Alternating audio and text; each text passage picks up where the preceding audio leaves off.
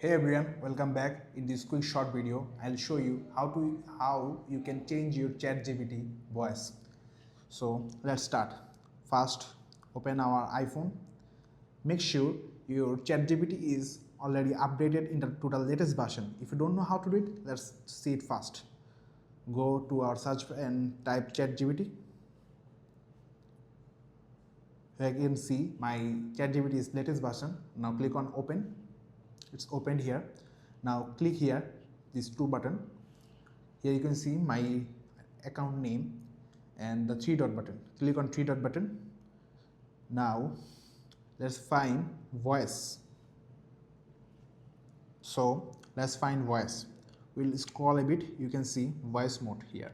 So here it says it's Maple. We'll change it to another thing. Here is Maple. We have breathe. Then we have Vale, Amber, Spruce, Arbor, and Juniper. Choose any of it you liked, then click on Done. It's done. Now our ChatGPT voice is Juniper. Before it was Maple. So that's it. That's how easy. That's how you can change your voice in ChatGPT.